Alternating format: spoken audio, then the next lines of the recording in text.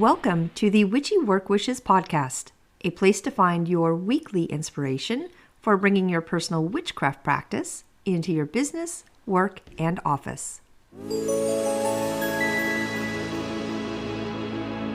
Welcome to Witchy Work Wishes. I'm your host, Charlene. And you know what? Today I've got an episode that is going to have a bit of a different take on the love holiday that is happening right now.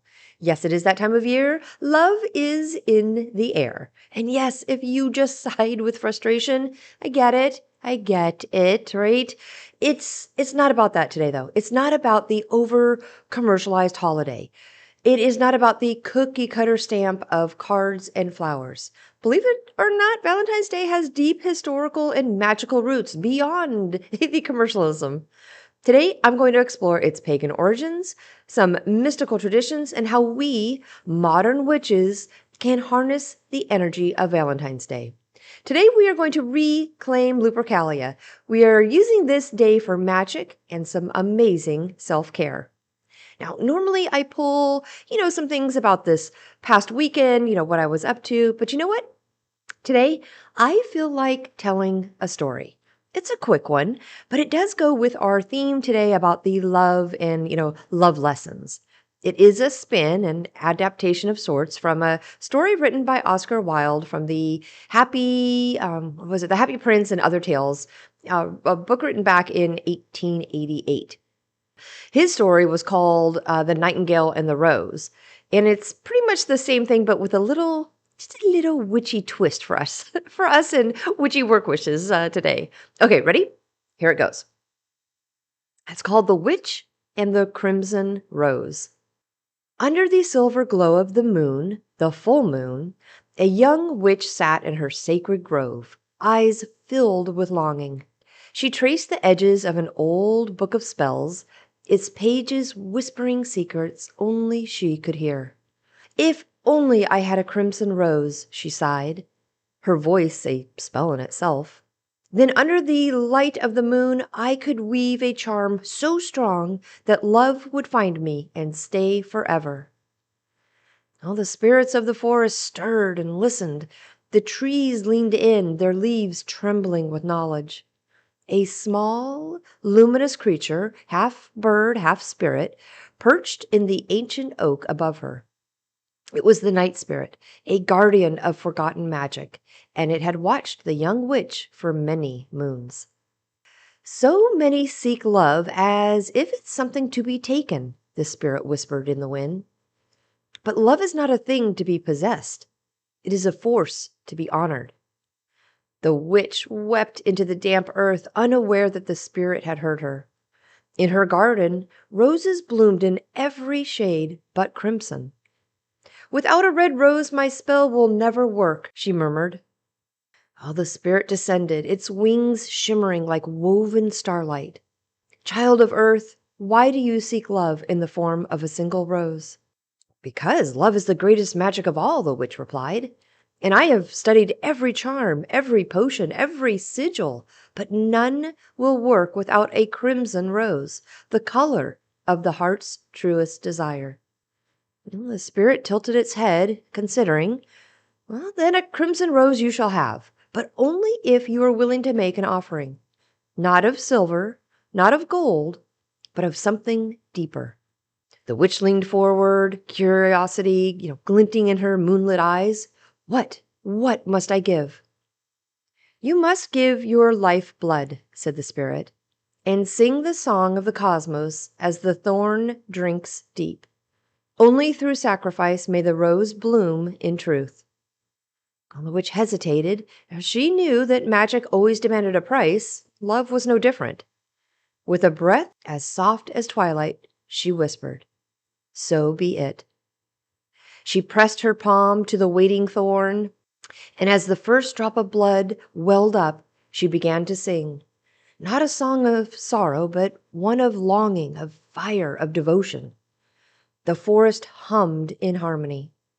The stars above flickered, listening.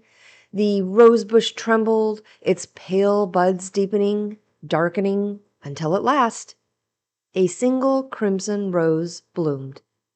The witch gasped. Tears glistened on her lashes. The spirit, weary but pleased, settled beside her. You have paid the price. The rose is yours. But beware, child. True magic lies not in what is given, but in what is understood. The witch took the rose, feeling the heat of her own sacrifice in its petals. She ran to the one she had long desired, offering the enchanted bloom with trembling hands. But her love scoffed. Why, why would I take a mere rose when I had been offered a necklace of gold and a cup of honeyed wine? The wind stilled. The witch's heart ached, but she did not weep. Instead, she looked upon the rose, born of her blood, her magic, her soul, and understood. Love that must be bought is not love at all. With quiet strength, she turned away. She walked to the river where the moonlight danced, kissed the crimson petals, and cast the rose upon the water. As it drifted away, the spirit's voice rose like a sigh through the trees. Now you are free. And in that moment, under the watchful eye of the moon, the witch felt a different kind of magic, one that needed no spell, no sacrifice, and no pleading. It was the magic of self-worth. Okay, that's a cute story. And one that's just for witchy work wishes. It is an adaptation, the Witch and the Crimson Rose, but it reminds us that love is not something we can buy, force, or, manipulate. It is a force that must be honored and understood. Now, in the story, the witch believed that she needed a perfect crimson rose to cast her love spell, just as many of us have been conditioned to believe that love must look a certain way, right? Roses and chocolates and grand gestures or the validation of another. But what if? What if true love, the kind that sustains and empowers, has more to do with self-worth than sacrifice? Well, that brings us to Lupercalia and Valentine's Day, two festivals rooted in the energy of love, desire, and devotion, yet steeped in wildly different traditions. Lupercalia, this is an ancient Roman festival that was really about primal energy, fertility, and the raw forces of life, while the modern Valentine's Day has become more of a symbol of like romantic love, often commercialized and idealized. But you know what? At their core, they both speak to the same fundamental human yearning, and that's connection. So today we're going to dive into the history, a little magic, the energy of both, and explore how we can reclaim the power of love in all of its forms, whether it's romantic, self-love, or something even deeper. So I invite you to light a candle, wrap yourself in a warm blanket, pour a cup of something soothing, and settle in for today's episode. Just let the world outside fade while we step into the realms of these old stories, the ancient traditions, and the deeper mysteries of love. Whether you're listening under the glow of the moon, maybe you are by the flicker of a hearth, or maybe even in a quiet little sanctuary of your own sacred space.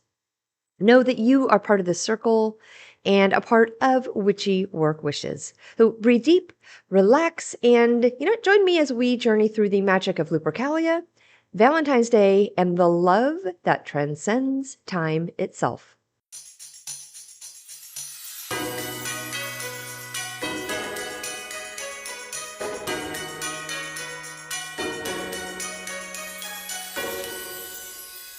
It's Valentine's Day and love is in the air. Yes, it's cliche. Yes, it is commercialized. But you know what?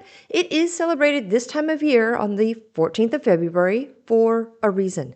It has a layered history that blends some ancient Roman traditions, a little bit of Christian martyrdom, and later some medieval romantic ideals. There is no doubt Valentine's Day has been commercialized. We get it. I get it. And I really am as equally frustrated as you are with this part of the holiday.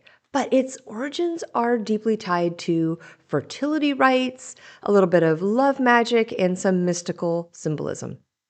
To start, we need to go back, like way, way back to the ancient roots of Valentine's Day, back to when Rome was actually founded. And we're going to go back to a celebration called Lupercalia. There are records that date this celebration to at least the 6th century. Now, legendary origins of this are going to have some Roman mythology that ties Lupercalia to the myth of Romulus and Remus, who are the twin founders of Rome. Now, these twins were said to be nursed by a she-wolf, Lupa, in a cave called the Lupercal, that is located on the Palatine Hill in Rome. Now, Lupercalia may have originated, as a she-wolf related fertility ritual, or maybe even a festival to honor Lupercus, who is a Roman god associated with like shepherds and fertility. Now, Lupercalia was already an established tradition by the time of early Roman Republic.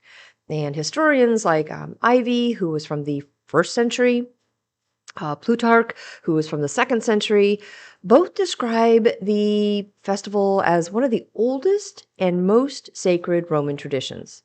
Now, Lupercalia remained pretty popular, a really widely celebrated festival throughout the Roman Republic and the Roman Empire. The festival was associated with purification, fertility, some matchmaking rituals, particularly for young women seeking good fortune in love and childbirth. Now, onto the Saint Valentine part of this and the Christian martyrdom. Well, the Valentine name comes from, I believe, multiple early Christian martyrs named Valentinus. So one legend says of a Saint Valentine who was a priest in Rome who secretly performed marriages for soldiers who were forbidden to marry under Emperor Claudius II. Another story claims that Valentine healed the blind daughter of a jailer and signed his farewell letter to her from your Valentine. So then we have some medieval and Renaissance romantic connections to Lupercalia and Valentine's Day. By the 14th century, thanks to poets like Geoffrey Chaucer, Valentine's Day really became associated with the courtly type of love. In Chaucer's poem, back in 1382, he wrote about birds choosing their mates on St. Valentine's Day, reinforcing that romantic connection. Now, by the 15th century, we had nobles that were exchanging handwritten, like quote unquote Valentines, if you want to say, a practice that later became the mass produced card commercialized part of Valentine's Day that happened, like 19th century time, right? And that really is the part that is so frustrating today, I think. But since its pagan roots, though, Valentine's Day, Lupercalia, it has been associated with love divination and spell work. Now, with our ancestors and, folk traditions, they use this time for dreaming of a future spouse by placing bay leaves under pillows. They use this time for like love knots and charms to bind the lovers together. And they use this time for herbal love potions made with roses, basil, and cinnamon. Now, fast forward, our more modern, commercialized things, it changed everything. The 1800s saw and brought mass-produced Valentine's cards. Really a big thanks to the rise of the printing press. But we also saw like chocolate companies, the Cadbury in 1868. They marketed heart-shaped chocolate boxes. And by the 20th century, Valentine's Day became a huge industry-wide celebration, holiday, whatever we want to call it, with flowers and jewelry and, dining out even became part of the celebration. But you know what? We can have both. We, in our crafts, can have a blend of the ancient and modern practices this time of year. I know it is heavily commercialized, but Valentine's Day still carries echoes of its fertility, festival origins, and magical traditions and mystical connections to love rituals. So this time of year, February 14th, the date aligns with the ancient themes of renewal, fertility, and divine connection, really making it a powerful time for us to do some love magic, some self-care rituals, and manifestation work. All right, what is romance? What does it mean to you? Not to get too far off this topic, but I do think there is a difference between the magical meaning of romance and our mainstream love culture. Now, in today's world, romance is often associated with those grand gestures, the Valentine's Day gifts, and whirlwind of emotions. But in witchcraft and spiritual traditions, romance carries like a deeper, more mystical energy that goes beyond our societal expectations. So first we have the gap, right? We have the illusion versus the reality. So society tells us that romance should be like a passionate fairy tale, love stories about soulmates and fate and happily ever after. Now, corporate romance is about over the top gifts and grand gestures, expensive jewelry, surprise trips. They all try to sell the idea that love completes you. You are my other half. Right? Society can push the concept that if it's not intense, it's not real love, or, that love at first sight. So, Valentine's Day as a consumer holiday is really, really focused on external validation. Now, the reality, I think, and why it doesn't work for everyone, well, romantic love isn't the only form of love. We have self love, we have platonic love, we have spiritual love. All of those matter too. Real romance isn't about external gestures. For most of us, it's a deep, energetic connection. I would like to have us focus on how love should empower us, not necessarily complete us. Like we are already whole. And magic teaches that love is an energy that we cultivate, not something that we win from another person. So our practices tend to look at romance as magical, right? With love as an energetic force. Romance is an alchemical process. It transforms and heals and it awakens the heart. Attraction is energy based in our practices, right? It's not just physical. We have auras and vibrations and intentions that shape love. And love starts within. Before it can manifest outward, self love and self worth are going to be our foundations. And the universe definitely responds to what you radiate. You attract the love that you embody. Romance is not just external. In our practices, it really is a sacred act of devotion, connection, and magic. So instead of waiting for somebody to bring you roses, I think as witches, we can create self-love rituals with rose petals. Instead of seeking a partner to complete us, we use candle magic to amplify the love that we already have for ourselves. Instead of relying on fate, we work with love sigils, intention setting, and some spell jars to call a relationship that aligns with our highest self. Now, magical romance is about sovereignty, right? Self awareness and deep energetic bonds. And right now, we can reclaim it. We can reclaim Lupercalia and Valentine's Day to be the celebration that it was meant to be. We can weave it into our practices this year with a renewed sense of gratitude. All right, how do we do it?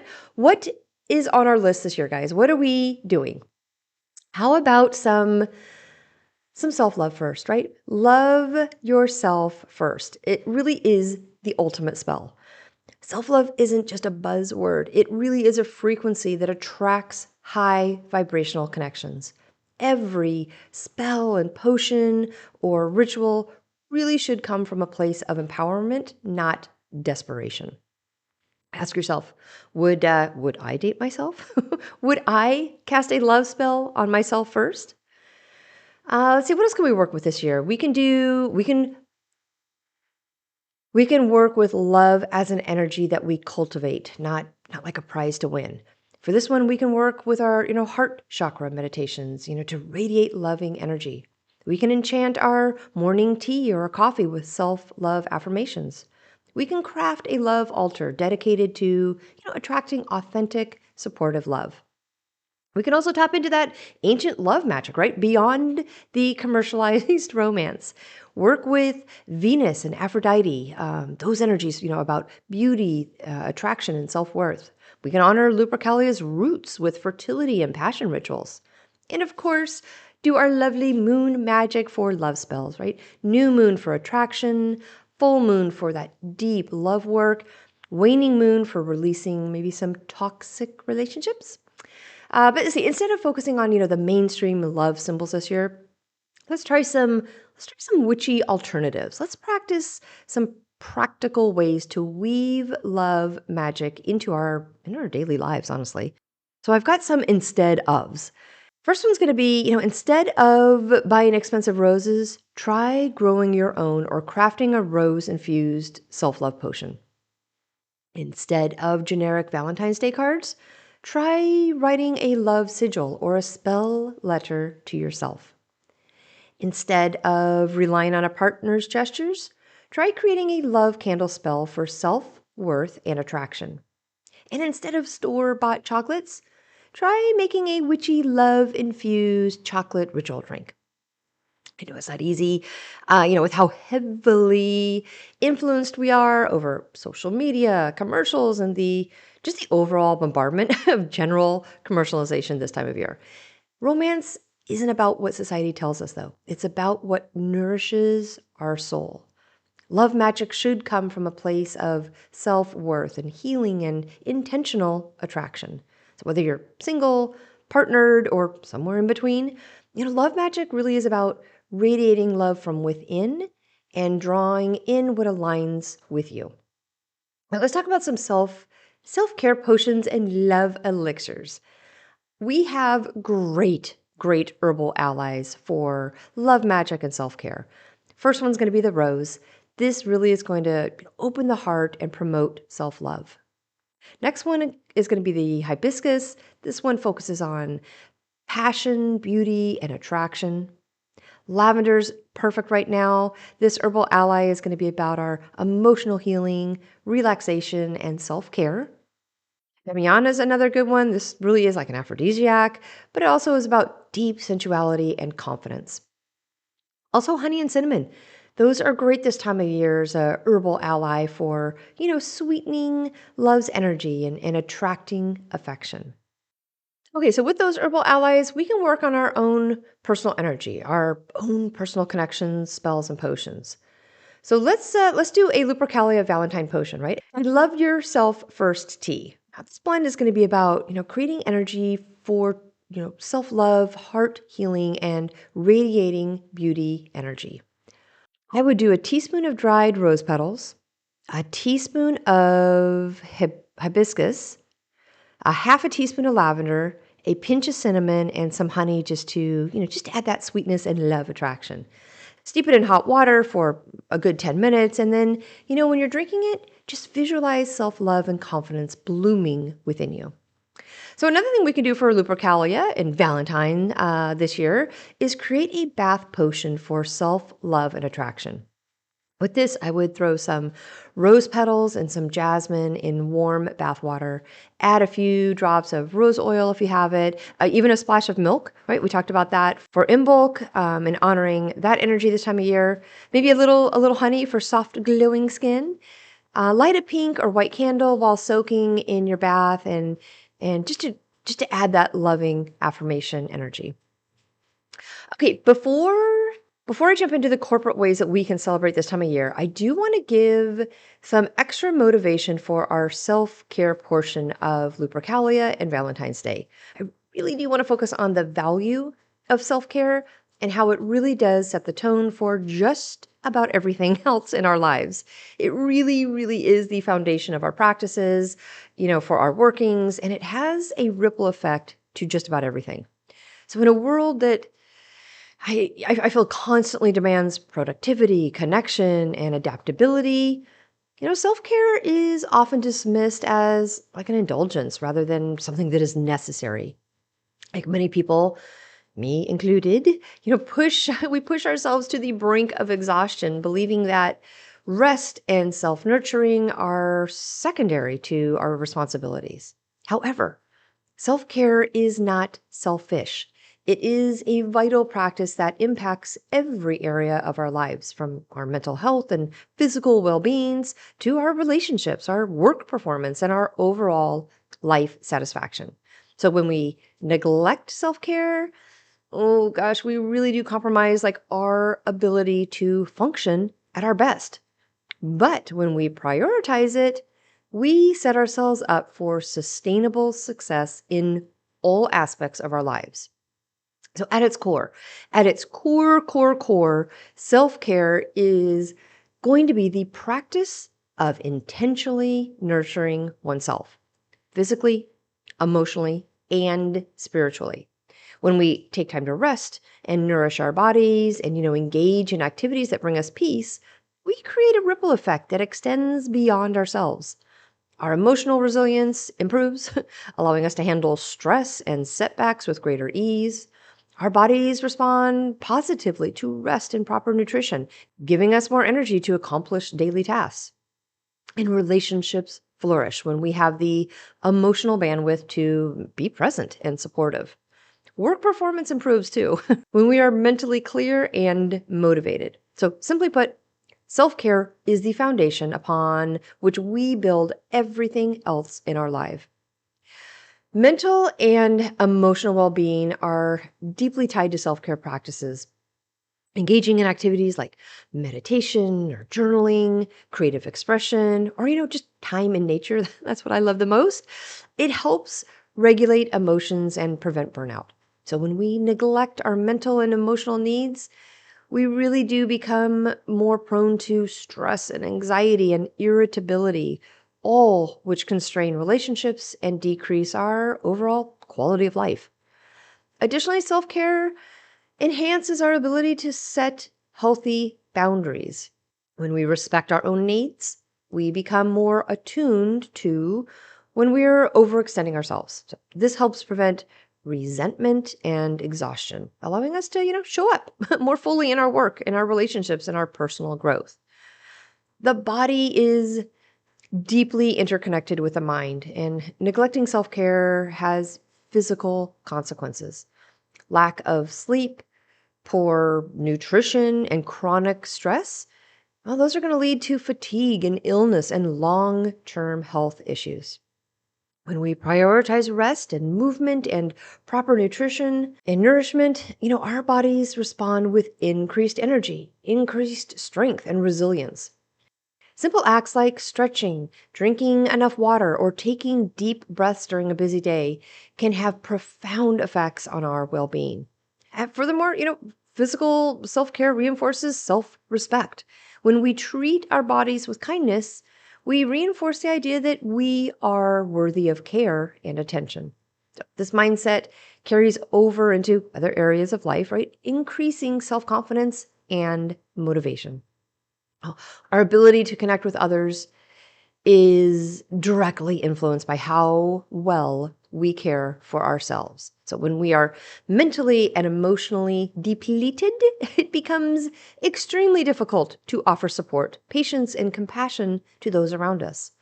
On the other hand, when we're well rested, emotionally balanced, and fulfilled, we can engage in relationships from a place of generosity rather than obligation. Self care also helps us cultivate our self awareness, allowing us to, communicate our needs and emotions more effectively. Healthy relationships require a balance of giving and receiving, and prioritizing self care really does ensure that we do not lose ourselves in the process of supporting others. So I think, contrary to the belief that self care takes time away from productivity, I think it actually enhances our ability to perform well. Burnout is a major, major obstacle to success. It leads to decreased focus, motivation, and efficiency.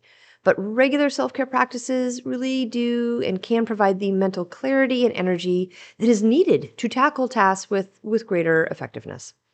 And you know what? Self care fosters creativity and problem solving skills. When we take time to recharge, whether it's through a hobby, maybe it's a little nap, maybe it's a nice walk outside, we allow our brains to process information more effectively. Many of the greatest ideas and breakthroughs happen when we step away from our work and engage in restorative activities. One of the biggest barriers, I think, to self care is going to be the misconception that it is a luxury rather than a necessity. Many people feel, guilty for taking time for themselves, fearing that it is, unproductive or self indulgent. However, I think self-care is, not about escaping responsibilities. It is about sustaining ourselves so we can show up fully in our lives. To embrace self-care, I think we have to shift our mindset. We need to recognize that it is an act of self-respect, not selfishness. I know you guys have heard this saying multiple times over the years, right? We cannot pour from an empty cup. So, by prioritizing our own well being, we ultimately become more capable of helping others and achieving our goals. So, self care, I know this was a little tangent, but self care, it's not just about taking a break. It really is about creating a life where, well being is valued just as much as success is.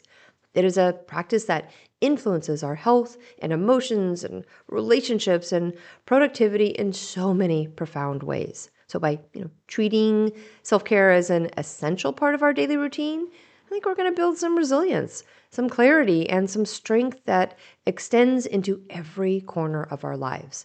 And ultimately, though, self care, it's going to be a declaration that we are worthy of rest.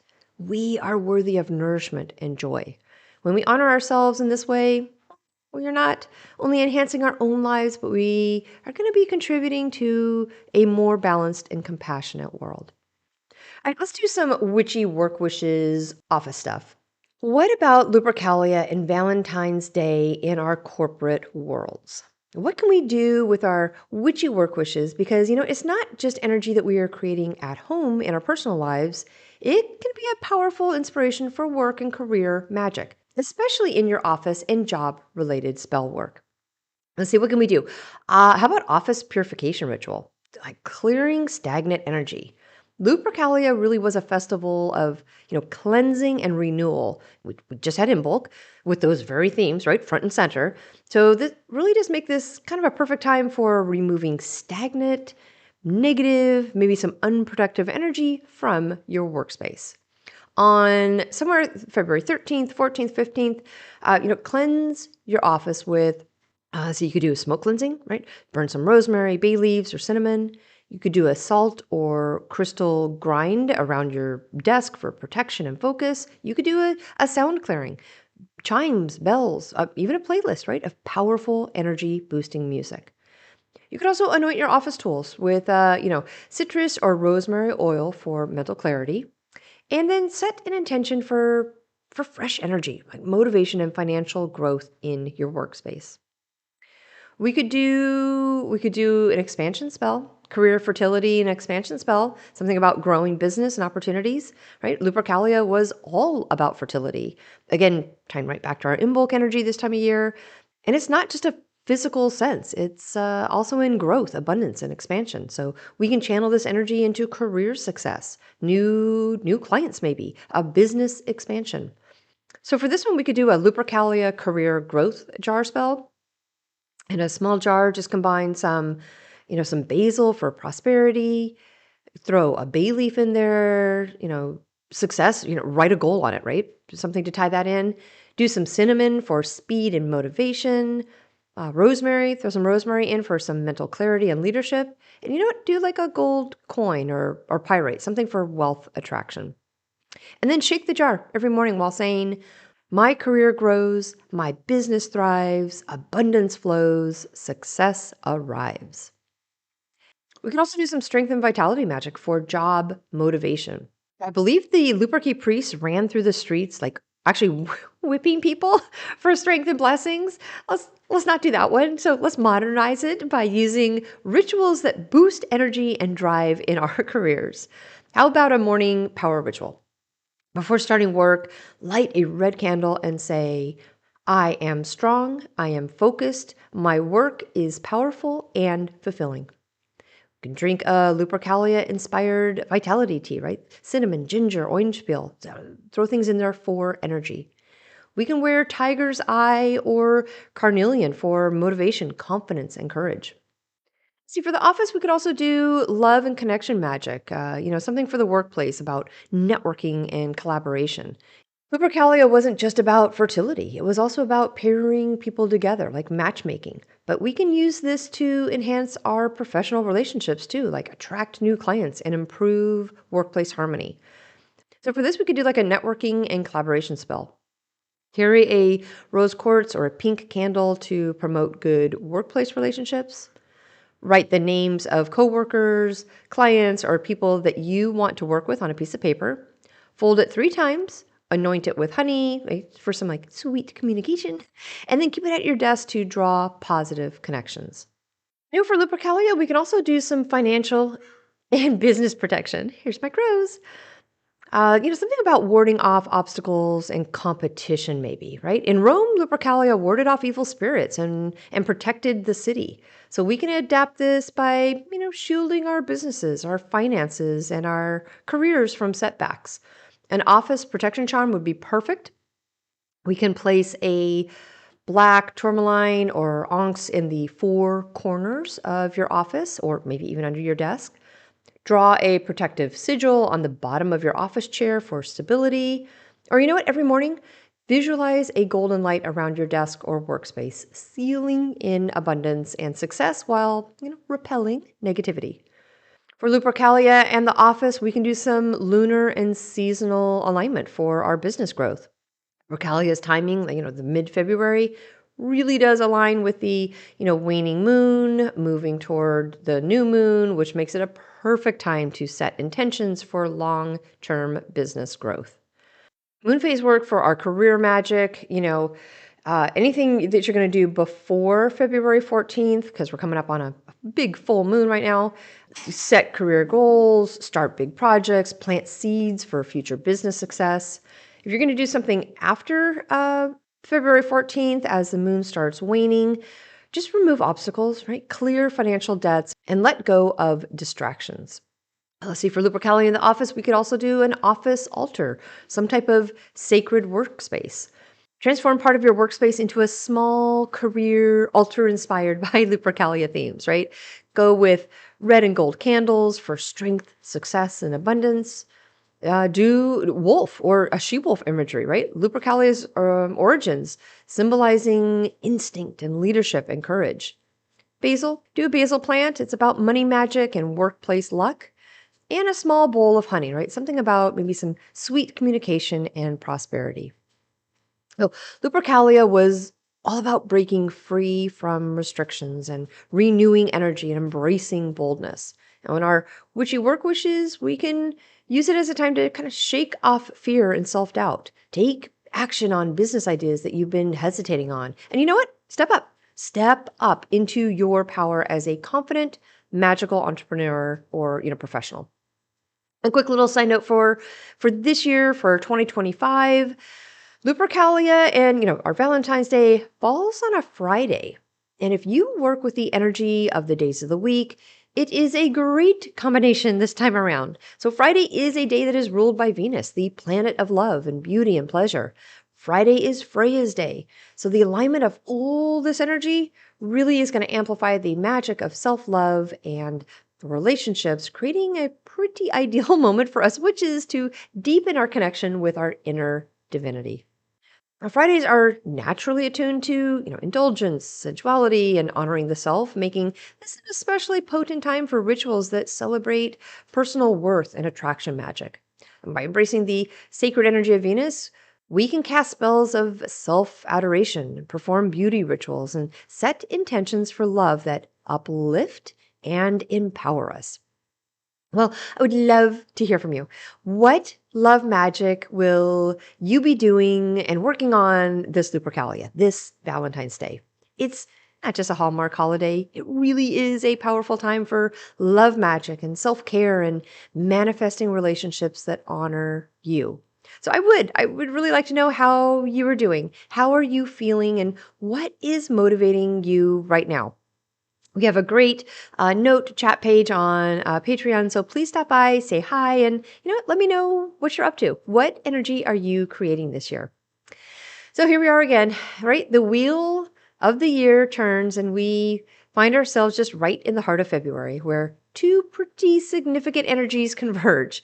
Lupercalia, the ancient Roman festival of fertility, purification, and that wild vitality, and Valentine's Day, a modern celebration of love and devotion.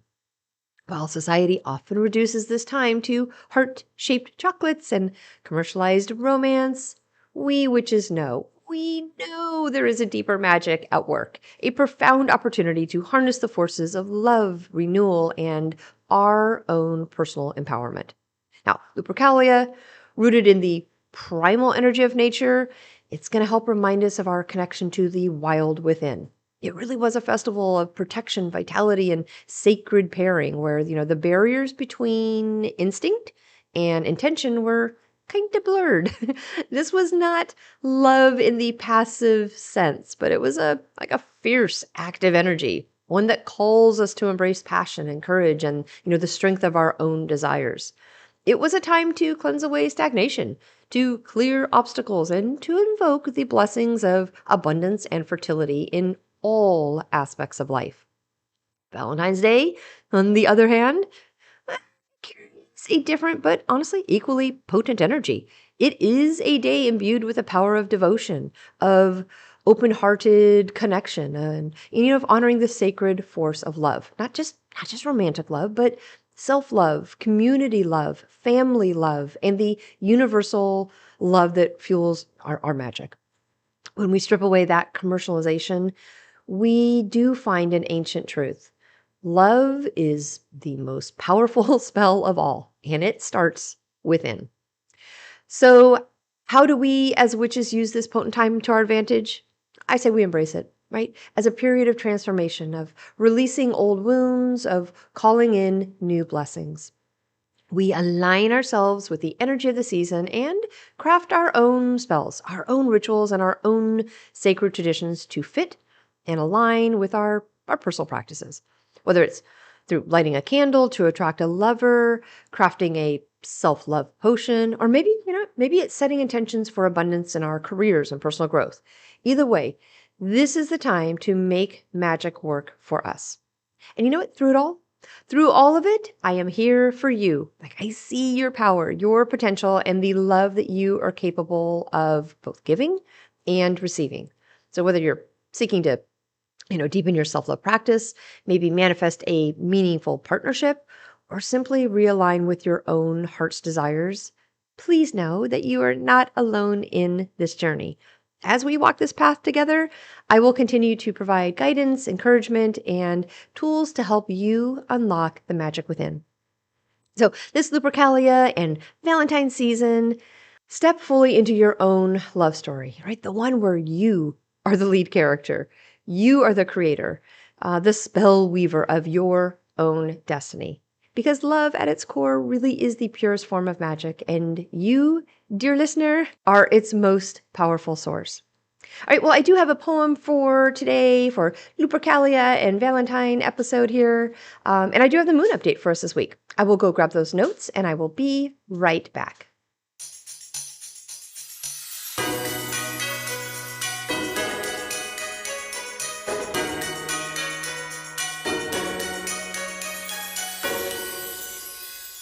Okay, I do have a poem, but really, it's kind of like a spell. We could use it that way. So here it goes. All right. Under moonlit, wild and free, Lupercalia sings to me. Wolves still howl, the embers burn, the wheel of fate begins to turn. With roses red and cinnamon spice, I weave my spell, my heart enticed. Not just for love, but strength and fire, a charm to lift my soul up higher. Through sacred touch and whispered air, I cast a bond beyond compare. Be it self-love or passion's art, magic blooms within my heart. So let this season bless the bold, with love untamed and stories told. By ancient rites and witches' might, we claim our magic in the night. All right, the moon. Full moon alert. The full moon of February is called the snow moon because of the heavy snowfall that typically blankets the northern hemisphere during February. Now, this full moon symbolizes our inner strength, endurance, and purification as our, ancestors had to rely on their own resilience and resourcefulness to survive the harsh winter. So what can we do this Lupercalia and Valentine with the full moon energy? I would look at inner strength and protection, right? Fortify your boundaries and your personal power. Look at love and relationships. It really is a great time for self-love magic, relationship healing, and attraction spells. And you know what? Dream work. Dream work and intuition. February's lunar energy really does heighten our psychic abilities and provide deep introspection. We can do a nice little ritual with the full snow moon. Self-love candle spell would be good, right? Carve your name into a pink candle, dress it with some honey and cinnamon, and burn it with an intention for self-love. And moon water charging, right? Place a jar of water under the full moon to infuse it with cleansing energy for future spell work.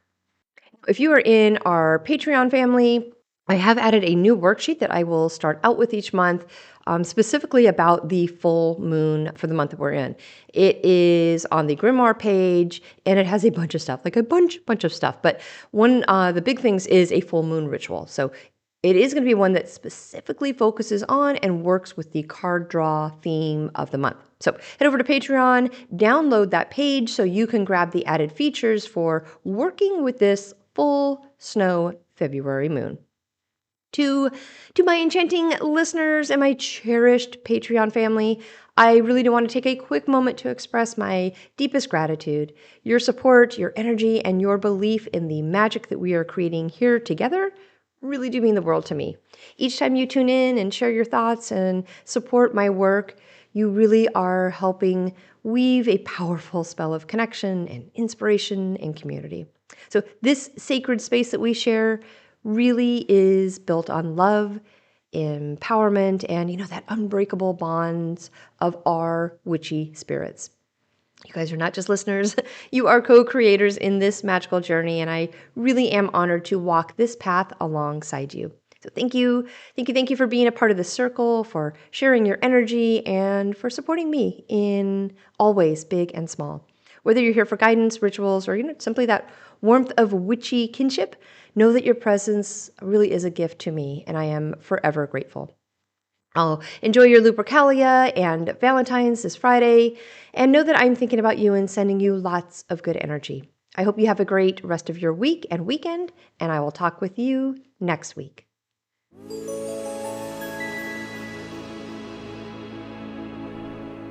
Thank you for joining me today at Witchy Work Wishes, a place to find your weekly inspiration for bringing your personal witchcraft practice into your business, work, and office. For more information and additional content, please visit me online at witchyworkwishes.com. If you want to send me a personal note, please email me at info@witchyworkwishes.com. And of course, you can follow me on Instagram and Facebook. Just search for Witchy Work Wishes.